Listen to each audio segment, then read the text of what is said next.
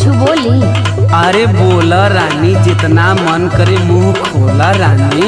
अरे रानी पूरा रतिया तोहरा नाते बाओ, तोहर जवन मन करे वो बोलो। हम जैसे पातर वैसे पातर तू पियावा खटियावा पना, खटियावा पना।